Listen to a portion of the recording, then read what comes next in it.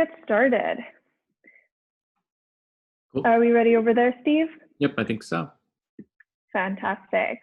Hi, everyone. Thank you for joining our webinar today. My name is Rowan. I'm on the partnerships team here at Communo. Today, we are here with Giflytics CEO and co-founder, Steve Rado. Steve has worked with companies such as LA Clippers, White Claw, and Some Good News to create micro touch points for customers and brands. If you have any questions throughout the webinar, send them through the chat, and I'll open up the floor at the end of the session. I'll now pass the floor over to Steve, who will provide an understanding of the new marketing channel that is GIFs in private messaging conversations. Awesome. Let me share my screen.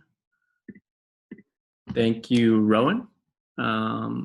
Hello, everyone. My name is Steve Rado. I'm one of the co-founders of Giflytics. We're a GIF marketing company that helps marketers better plan and measure GIF marketing campaigns. You can see my screen? Yep. Perfect. So today I'll be going over an introduction to getting started with GIFs as a marketing channel. Really, this should serve as an intro course if you're unfamiliar with GIF marketing and want to learn more about the value and get practical steps for kickstarting a strategy. So these are the topics that we'll be covering today, starting with an introduction to GIFs in marketing and why it's valuable. We'll review the different types of channels and what is needed to set up a branded GIF channel on different platforms, how to plan your GIF marketing strategy, including keyword and competitor research. We'll review the different types of GIFs and how to easily create your first campaign using new or existing content. We'll talk about how to measure the success of your GIF marketing campaigns. And finally, we'll end with what I like to call the 3 rules of GIF marketing. So why GIFs? GIF search engine platforms like Giphy, which was acquired by Facebook in May, Tenor, which was acquired by Google in 2018, and Giphycat, a private GIF search engine, offer ways for brands to create and optimize content on these respective search engines. Much like traditional search engines, whoever can create the best content that gives the end user the result or GIF that they were searching for can grab a hefty chunk of the 10 billion GIFs that are served every day across messaging apps and stories. Yes, that's 10 billion GIFs every single day across messaging apps and stories. So there's a ton of views to be gained out there. So really, by using GIFs, brands can earn more engaging, high quality impressions than they could with billboards, TV commercials, or interruptive, digital ads. This is because GIFs are actively searched for and shared by consumers instead of passively forced upon them, like some of these other marketing mediums. So if you're a consumer brand or media company, you should definitely be getting serious about GIFs this year. A major driver behind the growth of GIFs as a marketing channel is the dominance of messaging and stories as the primary way we share on social. Since 2018, Facebook has made it apparent that the future of social is private and sharing will be done via stories and messaging. This is important because GIFs are primarily distributed within stories as GIF stickers and messaging apps as traditional rectangular GIFs. We'll talk more about the types of GIFs later on. The key point here is that as messaging and stories continue to grow, GIFs will grow as well. And finally, GIFs are fun. I always say people hate ads, but people love GIFs. GIFs aren't an interruptive ad that disrupts a consumer experience. Instead, GIFs are a useful tool that helps consumers communicate better and improves their online sharing experience. So instead of overtly trying to push a product with an interruptive ad, you're making more of like a brand play and building a relationship with the consumer by entertaining them and giving them a fun and useful tool, essentially creating this micro moment between your brand and the consumer. So the different channels, when getting started with GIF marketing, the first thing you need to understand are the different channels and how they work. The major channels are Giphy, Tenor, and Giphycat. GIFs are distributed through these major GIF search engines and their third-party integration partners. GIF search engines have integrations into the most popular social media and messaging apps. Some examples here: Facebook, Instagram, Twitter, Snapchat, iMessage, Slack, WhatsApp. The list is not extensive, but there's a ton of different third-party messaging apps and social apps that have these integrations. Really, any time that you see an option for GIF search within messaging app or social app you use, it's most likely coming from one or multiple of these platforms.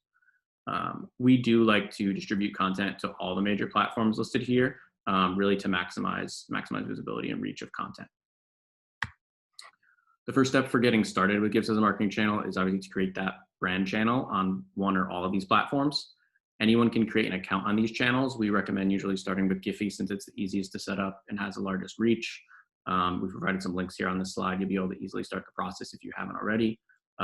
So for Giphy, the first step is to create an account on Giphy and start uploading GIFs. anyone can create an account and upload GIFs. However, anything you upload will only be shareable using a direct link to that GIF. This means that your content is actually not served in search results across third-party messaging apps like iMessage, WhatsApp, Facebook Messenger, which is really the point of GIF marketing. So before your GIFs can be publicly available in search, you'll need to have a verified brand channel. The application process for this is pretty easy as long as you can prove that you're a legitimate company, have a professional website, a modest social media following, and 5 original, quality GIFs uploaded to your account. You'll most likely be approved within a few weeks. Once your channel is approved, your GIFs will be available across all the messaging and social apps that have a Giphy integration. For Tenor, anyone can create an account on Tenor and immediately have their content indexed and searchable across all the apps with the Tenor integration. In order to create that verified official channel, they call it on Tenor, you need to be an established brand and actually reach out to the Tenor team, a Tenor account manager through their website to apply for a channel. It's best to really have your profile filled out and have original content populated on your channel if you want to increase your chances of getting this official channel designation from Tenor while they're reviewing. And for Giflycat, the process is pretty similar. You need to have a fully complete profile. The major difference is you need to have 30 GIFs publicly available on your channel uploaded there. So in order to qualify for that brand channel, so it's a little bit more of a barrier to entry if you're strapped on content resources. Moving on to planning your GIF marketing strategy. So the first thing you should really do in planning your strategy is decide where you want to reach people. If you want to reach people, you want them to share your content in private messaging conversations, you want to focus on traditional rectangular GIFs, I like to call them. This is the GIF format you're probably most familiar with and already use in your personal messaging conversations. But if you want to reach people on social media, specifically through stories and social video like TikTok, you should use GIF stickers. We'll break down the types of GIFs and how to approach creating each in a little bit. But we do always recommend using a mix of both traditional and GIF stickers to increase your reach and hit all the types of distribution channels. However, if you do have a limited budget and resources, just pick the medium most aligned with your goals for engaging consumers and kind of experiment, play around with it, and learn. So keyword research. This is where keyword research comes into the process for planning your GIF marketing strategy. If you're familiar with search engine marketing or SEO, you understand how important it is to do keyword research. It essentially comprises of researching different search terms, ideas, topics that are relevant to your brand or content, and understanding the difficulty and resources needed to rank highly in search results for those keywords. Process is very similar with GIFs. The first step in creating a GIF that will perform well organically is to understand what keywords you want to rank for that are relevant to your brand to give you the best chance to rank highly in organic search results. What we like to do at Giflytics is really laser focus on the keyword first and think about the creative second. By doing this, we can make sure our creative is highly focused to rank for one certain keyword, giving it a much better chance to be a high performer for the keyword we're after. There are a few different types of keywords. I'll quickly run through each with an example here. This would be, if you're Pepsi, for branded keywords, there are keywords that include your brand name. If you want to find GIFs related to your brand, you want to make sure you tag all your GIFs with your brand name or any popular slogans. This way people can find your branded content when they're looking for it. Naturally, the search volume on your brand name is probably low in GIF search engines. This isn't because your brand isn't that exciting. It's because most people that are using GIFs in conversations, unfortunately, aren't talking about your brand yet. That said, we did see, I think, Aunt Jemima and Uncle Ben's Rice were 2 brand names that were highly trending yesterday because of announcements that they made. But for this example, if you were Pepsi, you would want to tag all your content with Pepsi, Pepsi Cola, Pepsi Soda, so that people could find your content when they're searching for it. Competitor keywords, these are your competitors' branded keywords. You'll want to take note and see what types of content is showing up for these keywords. Is your competitor there? Is there user-generated content that's ranking in the top search results for competitor words? Is there no content at all? Really, the best case scenario is when your competitor doesn't have any content on GIF search engines. This will allow you to bid, in air quotes, and by bid I mean tagging your content, since here we're talking about organic, not really paid spend, on your competitor's keywords to show up in search results when people are searching for your competitor. You're probably used to paying a lot of money to bid on competitor keywords on Google Ads or other platforms. Using GIFs organically like this is a great free way to really hijack competitors' branded keyword real estate on GIF search engines and be there with helpful, entertaining content when people are searching for your competitors.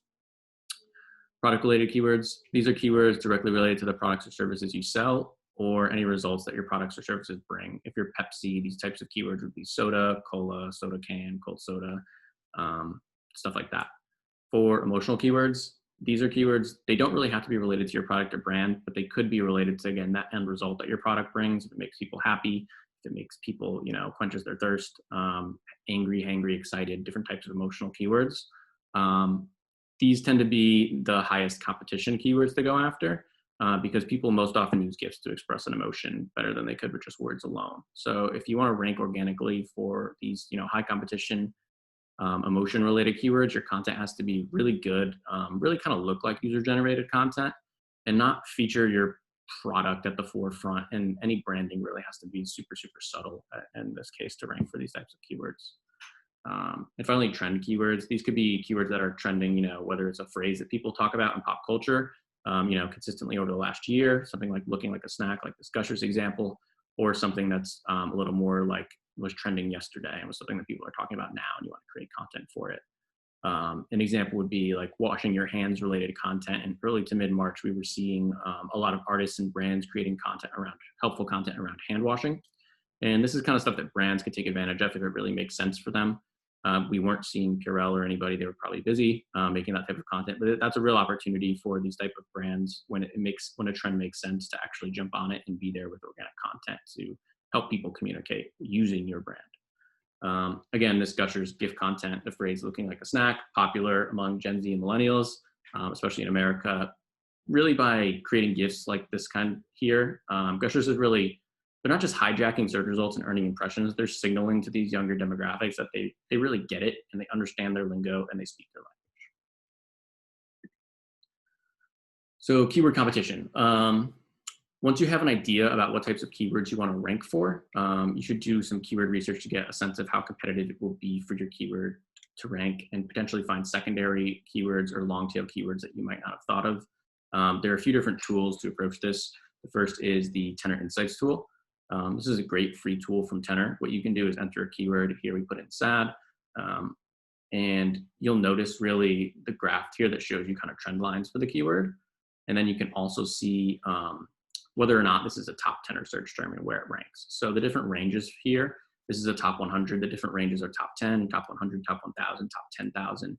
A search term that is in the top 10 is highly searched and highly competitive. A search term in top 10,000 isn't searched as often and most likely has a lower competition. So here we see sad as a top 100 keyword. It's probably very competitive. And by looking at this graph, we can see a trend of it actually peaking on Sundays. So we can infer that people are most sad on Sunday. Don't know why, if they're going back to work, but that's what the GIF search data is telling us here. Another way to look at kind of competition is by looking at total GIFs per keyword per platform. Now this isn't really the most technical or data-rich approach. It's kind of like a hacky way to go about it, but it's very simple and it works. You can enter a keyword you want to rank for into a search on GIF search engine and see how many results there are for that keyword. They show them there. Giphy shows it here. Tenor shows it as well. If there are only a couple hundred results, it's not that competitive. If there are tens of thousands or hundreds of thousands of results, it's probably a very competitive search term. And what you can also do is kind of click on some of these first content, the highest ranking content right here, to see how many views this content has. This can kind of give you an idea during your planning phase, what kind of outcome you'll get if you were to rank, you know, in the top for one of these keywords, right? Does the top GIF here have 100,000 views or does it have 100 million views? That could kind of tell you, you know, hey, if we can actually make really good content for this keyword, we can get a lot of views, or we might not want to, we might only get 100,000 views. So maybe we don't want to put a lot of resources into this keyword. And keyword monitoring. This is the slight self-promotion part. It's worth mentioning our keyword monitoring tool here. I won't show it to you now, but we built it specifically to solve our own problem and help with GIF research and planning because it was taking us so much time to do research manually. Our keyword monitoring tool allows you really to just like track keywords and see what content is performing best for them on a given day. I won't go into any more detail there. We'll get back to the educational content. So the different types of GIFs when we're talking about creating and implementing your GIF content. So once you have an idea of a keyword you want to rank for, you should start thinking about how to make the best content around these terms. There are two major categories of GIFs. We're calling them the traditional ones, which are these rectangular ones from messaging apps, and then the stickers. And these can be broken down a little bit further and do have subtle nuances. For video-based, these are GIFs that feature any form of video, usually 2 to 6 second long clip, featuring a key moment or expression from a TV show or other form of video medium. These are GIFs. They're often used what would be called reaction GIFs because they often feature a person's face expressing an emotion, or like a subtext or caption that expresses a certain phrase like hooray or sorry. Here we have Jennifer Lopez, a host of some show. Looks like she's dancing, feeling the vibes, some contest there. Animation-based GIFs. These are GIFs that usually include custom illustration and animations. These GIFs didn't exist in another life as a video. They were created specifically to be a GIF and specifically to express something. Here's a nice example of a happy thumbs up, punching through a wall, animated GIF. And text-based GIFs, these are the GIFs where the core of the content is text. That's really a way to, instead of just sending someone a text message with have a great day or anything like that, you can send them a GIF that has a little bit more emotion, a little bit more context, a little bit more animation to it, and it's just more fun, a better way to really express yourself. When talking about GIF stickers are a little different. They are usually these, animated illustrations, images, or these text blocks, and they always have a transparent background. They're typically used as an overlay on top of a picture or video, hence why they're called stickers. But it's worth noting the key difference in distribution methods here. Since GIF stickers are put on top of images or videos, they're mainly used on social media apps, specifically social media apps that have a stories feature, Instagram, Facebook, Snapchat, and social video apps like TikTok. Text-based GIFs are usually the most popular used as overlays in stories because they're used to add emotion, fun, and better than just like a boring text or a caption. People tend to search for a GIF to say good morning or excited or something like that and put that over their content they're already sharing. Animation-based GIFs are very similar in purpose to animation-based traditional GIFs. The only difference here is the animation is overlaid onto a photo or video to establish more context and add emotion to that photo or video. Human-based is a little bit different, mostly used to express an emotion, like this LeBron James example here. A lot of athletes, celebrities, they all have their own influencers, even have their own human-based GIF stickers by now. They're used by fans or really anybody who's really trying to express an emotion using a celebrity, an athlete, or just a person besides themselves in an Instagram story, Snapchat story, etc. So going on to creation, how to actually create the content. Many brands find success with a strategy that includes a mix of all types of GIFs, but if you're just starting out, it's best to get started with whatever content is easiest for you to make.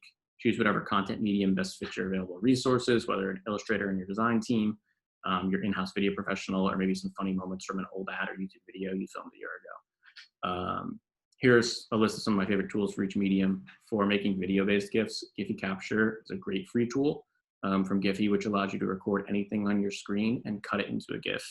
It also gives you the ability to add caption to text onto your GIFs and save it directly to your computer or upload directly to the Giphy platform.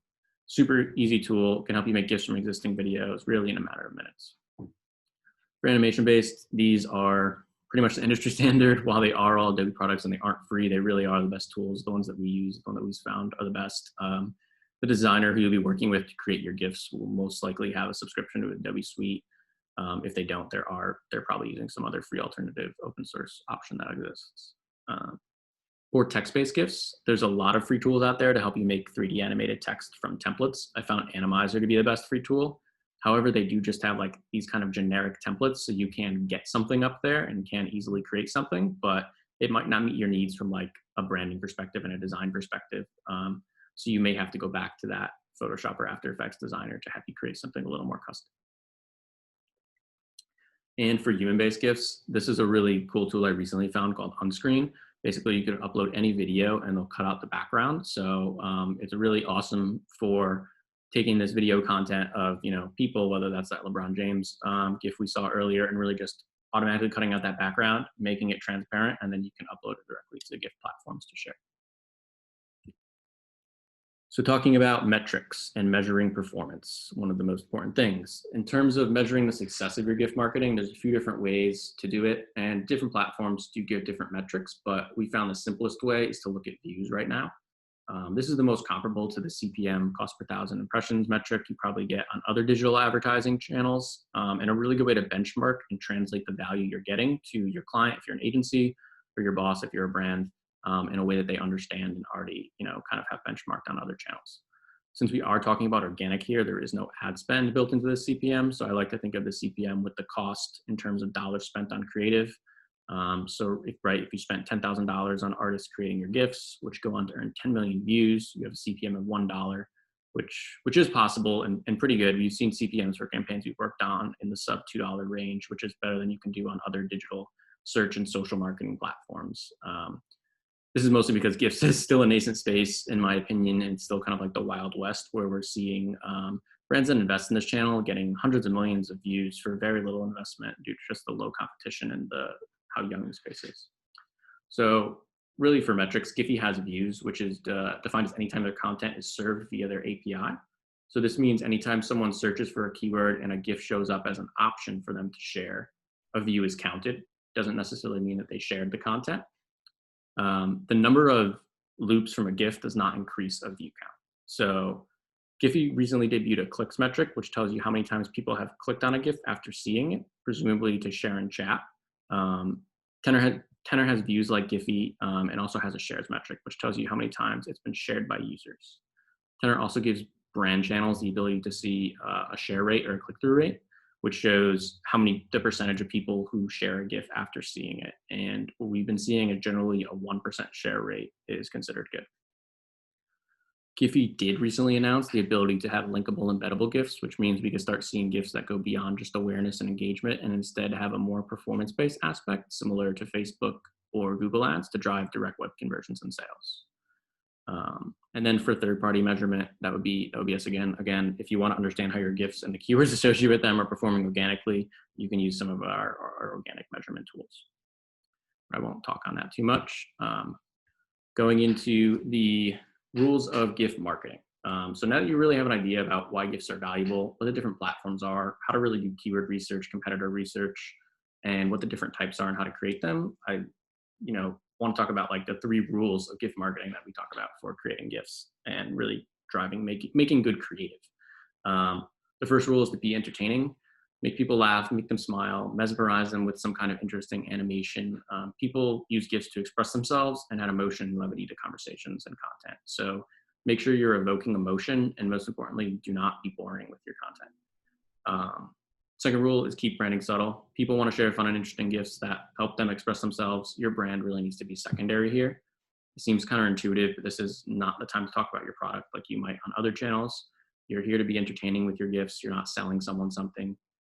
You can include a reference to your brand or product, but it really has to be subtle, and the entertainment has to be first. And the third rule is match the medium. You may need to slightly deviate from your brand guidelines to make really good GIF content. The best GIFs evoke emotion. They're a little bit weird, so don't be afraid to take a risk, embrace any levity and weirdness that comes with GIFs. Really be informal with your content, make it approachable, make it maybe look like user-generated content, and you'll be rewarded with more engagement and views from people. So really, no matter how you approach your GIF marketing to generate brand awareness and engage consumers, really the most important step is to get started. There's a massive opportunity to get your brand in front of millions of people every day with a very low barrier to entry and minimal resource commitment. I mean, the basic marketing principles of research, planning, implementing, measuring, and continuous learning hold true with GIF marketing. So really, if you follow those kind of steps and do that rinse and repeat, you'll be on your way to getting these millions of high-value brand impressions and making these positive consumer experiences.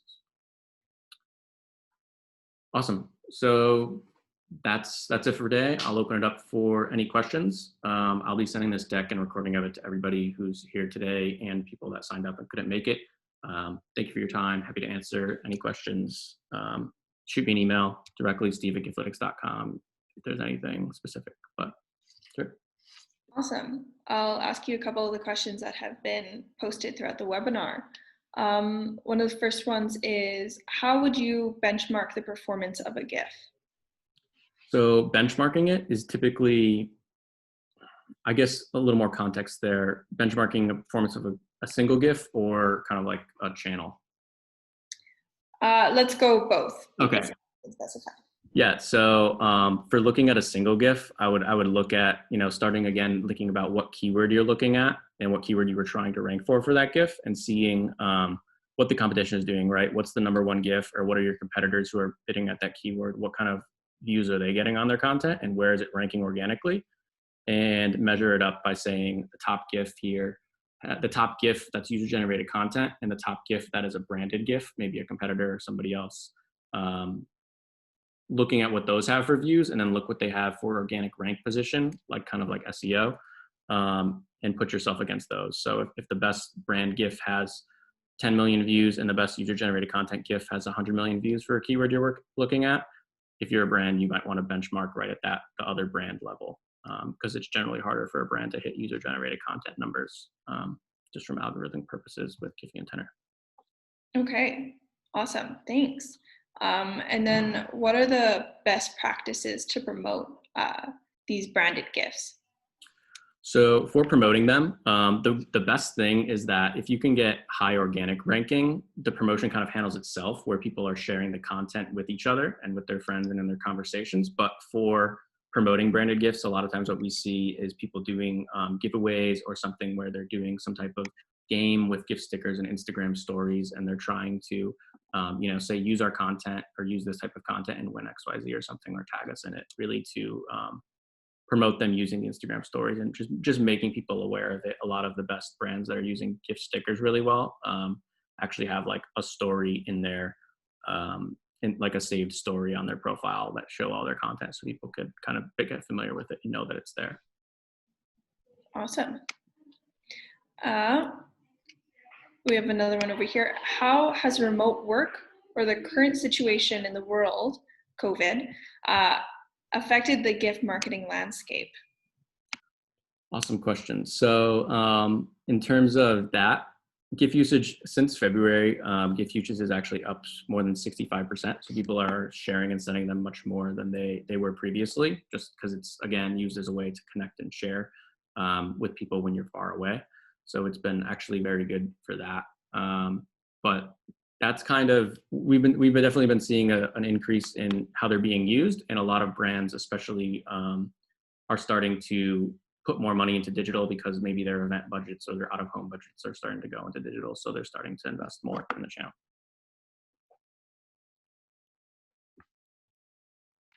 Awesome. I did not know that it had increased. We got another question. For companies beginning to use branded GIFs, what would you recommend beginning with? So reactions, animations, or stickers, or does it depend on the brand? It depends on the brand, and it depends on your marketing goals. Again, if it's something where like you're an e-commerce brand that's all about social, or somebody like Gymshark, I think, who's really big on Instagram and social channels, something like stickers might be really good for them to support their sales and their swipe ups on their e-commerce sales. But if you're maybe like a larger brand where you're maybe you buy out of home or you buy TV ad buys, doing traditional GIFs where you're getting that kind of new media impressions from messaging applications is really a great way to start out. But again, it really goes down to where you want to reach people and have a little bit to do with the brand as well. Awesome. I think we have time for one more question. I'll take this one right here. What are some of the macro trends that you think are pushing GIF marketing to become an important part of social and digital strategies? So it's definitely again that the privacy focused and messaging focused. We're definitely moving towards. I think of the old workflow as like we used to have a public forum on social where we used to comment on things and have discussions on newsfeed posts, but now it's switched to this stories and people posting the stories, and then the conversation moves into small groups or one-on-one conversations about that content that people are posting, which is why I think more time is being spent on messaging, and that's really where like the future of social and the future of privacy is going to be. So sharing that GIF content is like the way for brands to get into those messaging conversations without showing an ad that's going to get ignored, or without showing an ad that's pissing people off and interrupting their experience. It's actually helpful to them and hopefully making them laugh and smile, which is like what you want your brand to do in your marketing. I guess I just have one question before we finish. Sure. You think that big brands are going to be using this in the future? Sorry, do you think big brands? That like major big brands are going to be using GIF marketing? Yeah, so most of them already are, which is really good to see. I think, but a lot of them that we talk to kind of really have an ad hoc strategy to it. So I think this year people are going to be spending their strategy, making it a little bit more, investing more in it from time, resources, and maybe even budget. So I definitely think more big brands are going to get into it, especially as we see how the clickable, linkable GIF plays out from a performance advertising perspective, which I think is really going to be huge and get all brands involved. Awesome. Well, thank you so much for joining us, Steve. If anybody has any more questions, feel free to message Steve through the Communo app. You can also see his Giflytics profile on there and learn a bit more about the company. And if you're interested in purchasing or using with them, absolutely click on the app and view them. Steve also just sent his email through there if you want to contact him. Thank you guys so much for coming, and we look forward to seeing you guys at another webinar with us. Thanks, everybody. Thanks, Rowan. Bye.